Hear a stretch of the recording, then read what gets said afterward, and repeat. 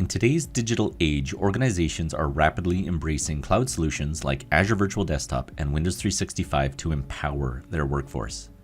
But with great power comes great responsibility. Administrators face a myriad of challenges.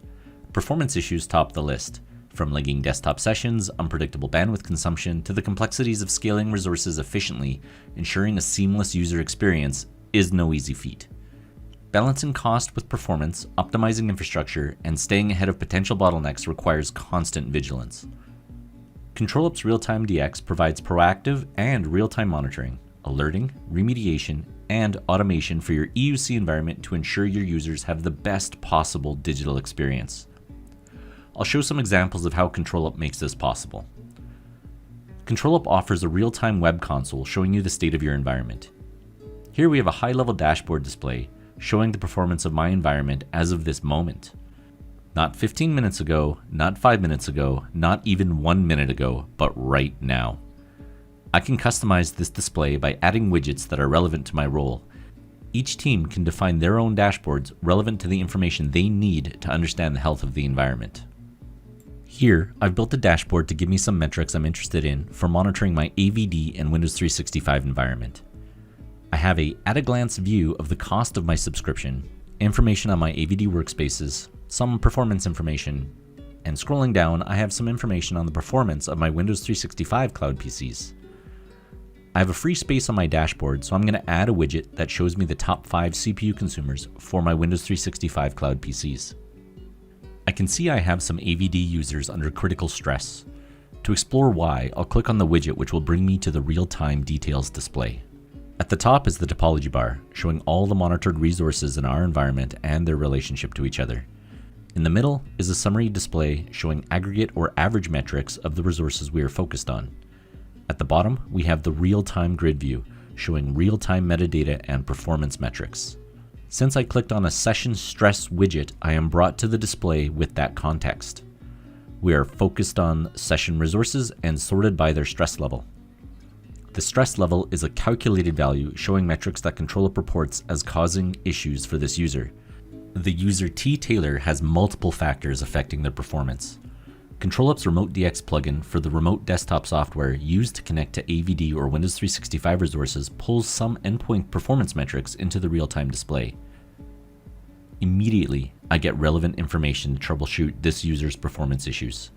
This user has high latencies at multiple points, weak Wi-Fi signal strength, and is connecting to AVD with TCP and reverse connect instead of the UDP with short path. TCP can work just fine over low latency connections, but over high latency connections, the user's experience can suffer. If I want a visualization of the user's home network, I can click on the home icon next to their client device score. This visualization gives me information that ends the guest and test troubleshooting of remote workers. Even with weak Wi-Fi signal strength, the dominant cause of their poor performance is their internet service provider, Shaw in this case. I now have actionable information to give back to the user. They can contact their ISP and now tell them that the latency is being caused by their ISP gateway. The metrics and display within ControlUp can be customized to show almost anything you want. I've created a set of columns called AVD session metrics that show me metrics related to the performance of an AVD or Windows 365 session. Scrolling right, I can see one of my sessions is consuming bandwidth, helpfully color-coded in red. Continuing right, I can see the average encoding time for each frame is quite high. To achieve a fluid response of 30 FPS, the value needs to be 33 milliseconds or lower. It looks like I exceeded this value. I can see 3 frames skipped metrics that can help pinpoint which part of the chain is causing slowness. In this case, I can see some frames were skipped and reported to be due to insufficient client resources. I want to troubleshoot this further. ControlUp not only does monitoring, but remediation as well. Right-clicking on the user brings up an action menu. Each option within the menu can be enabled or disabled based on role-based access controls. For the action I'm going to do, I'm going to take a screenshot of the user's session. I now see what's causing the reduction in performance. The user is watching a video in their Windows 365 Cloud PC, which does not have video acceleration. This is adding additional load to the CPU, taking CPU cycles away from the UI and business applications. I'll send the user a message to alert them to this finding.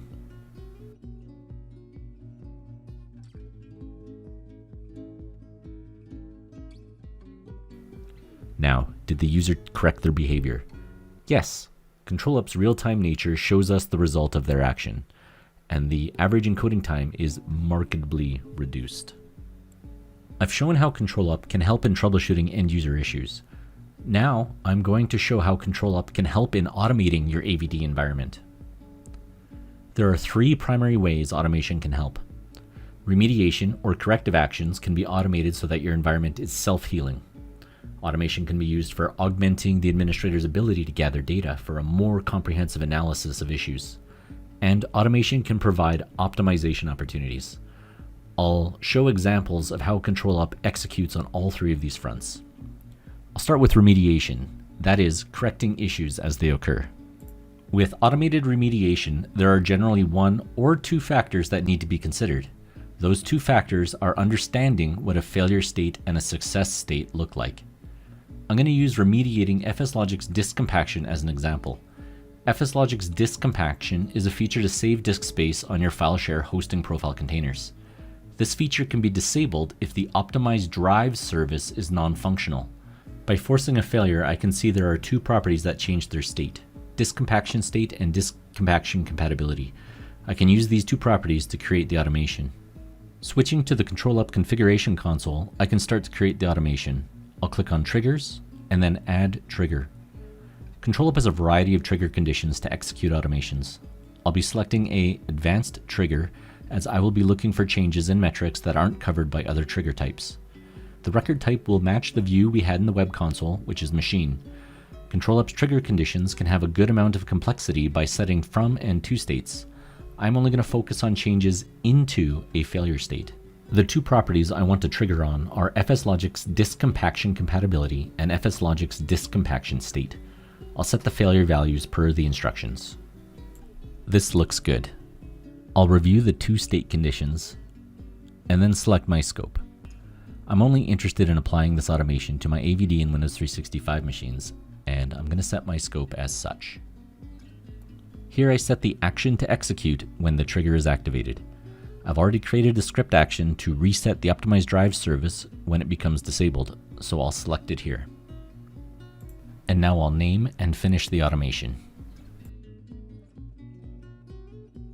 In order to test the automation, I'll simulate a failure. On my machine, I'm going to disable the optimized drive service. ControlUp will detect the change in the two properties and then execute the remediation. What you are witnessing here is the speed of the automation, as this is occurring in real time. And within a few seconds, the issue was self-healed and FSLogics on these machines are operating as we expect. Automation can also be used to gather data that may be time sensitive, like Windows event logs. Windows event logs in their default configuration can roll over very quickly, preventing you from looking at an issue after the fact. Fortunately, we can use ControlUp to gather data at the time of the incident. I'm going to set up a new trigger that gathers data about long logons and their root causes for review after a slow logon had occurred. I'll switch back to the configuration console, go to Triggers, and create a new advanced trigger.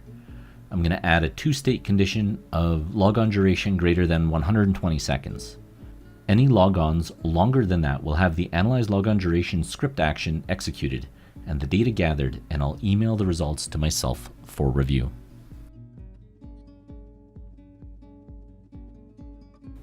An optimization automation I'm going to demonstrate today is using ControlUp to enable cost savings optimization for AVD.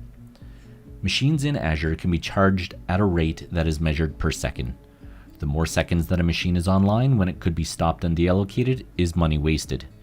ControlUp has a real-time polling interval of 3 seconds and can execute Azure Power actions within 3 seconds of the last user logging off at the end of the day. By combining multiple data sources, data from Azure, data from AVD, data from the Windows agent, ControlUp can execute complex automations easily.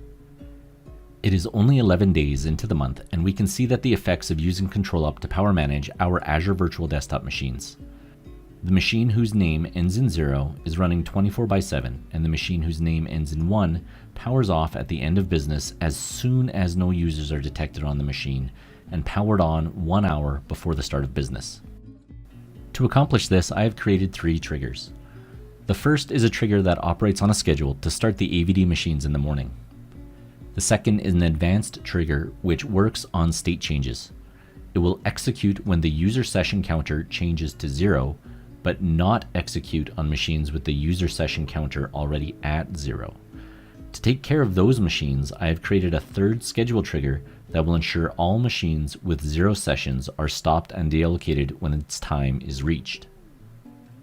I'll examine the advanced trigger first. This trigger uses two data sources, ControlUp agent-based data and Azure Power State data.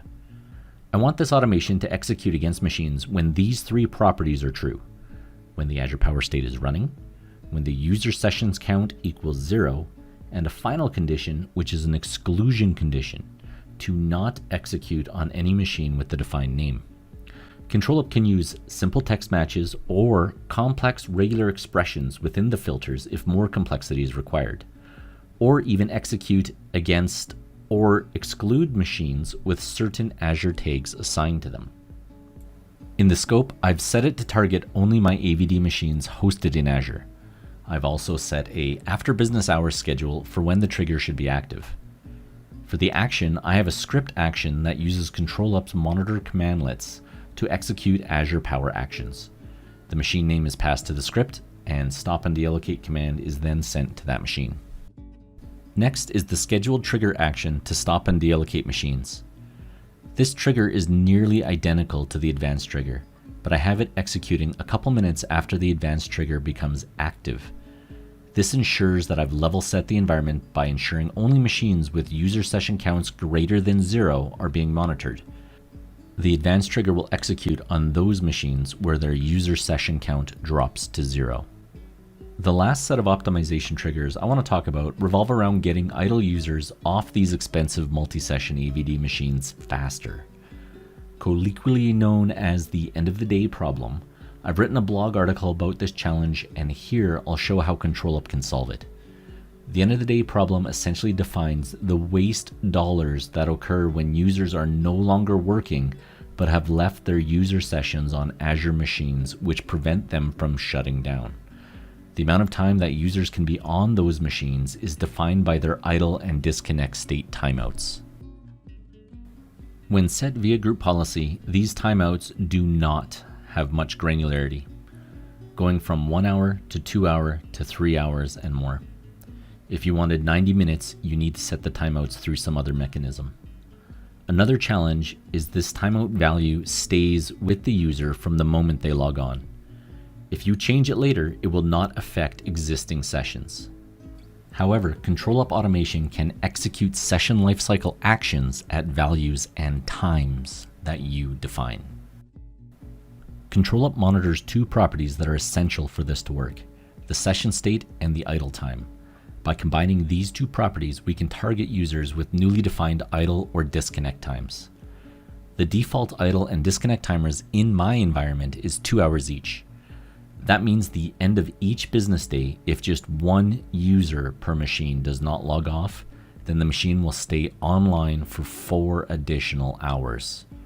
However, I can implement 4 triggers to advance the session lifecycle to bring that 4 hours of waste down to 1. I'll show you how they work. I have 2 triggers for each state I want to advance the session lifecycle: an advanced trigger that will monitor for when users come into the desired idle time state, and a schedule trigger to level set the environment when the user falls into that time. I'll look at how to configure the advanced trigger first.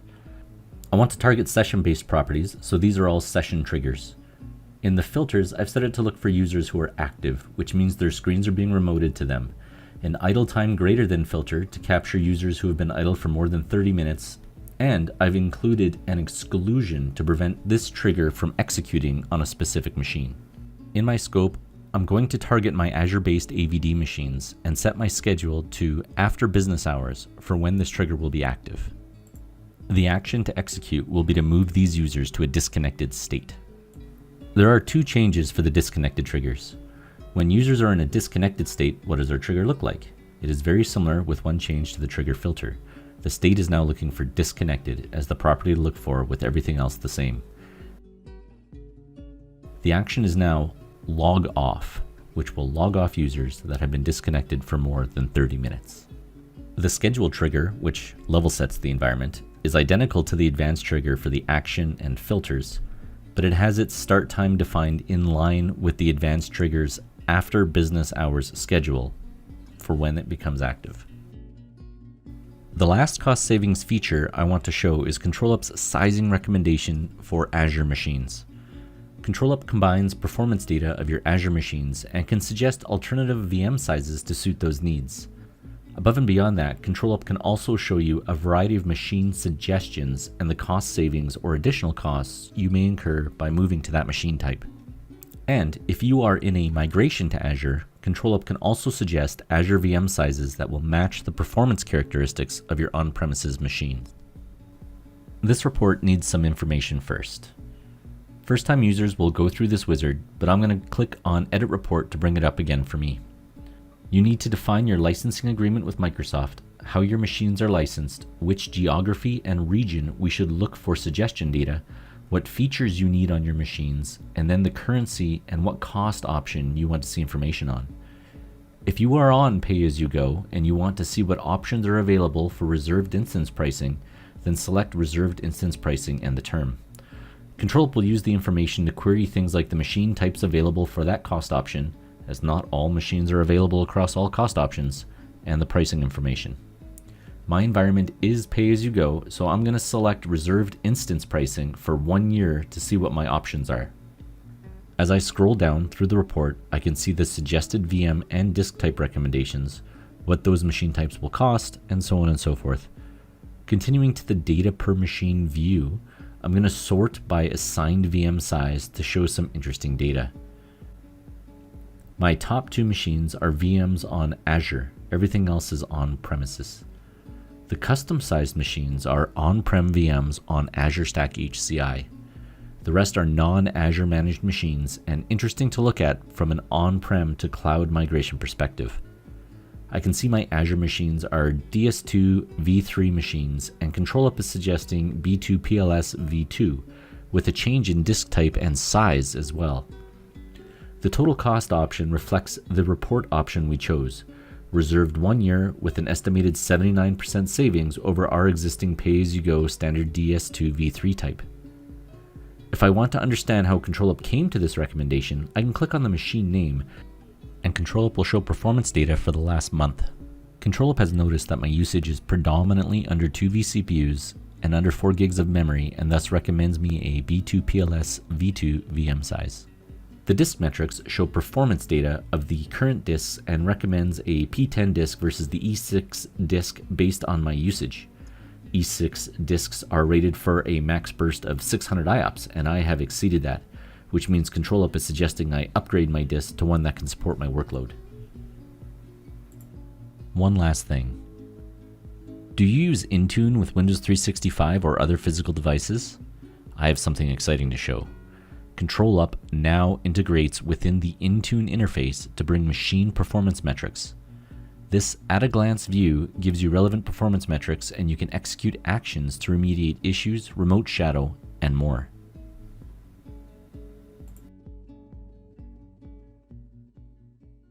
Want to learn more? Visit www.controlup.com.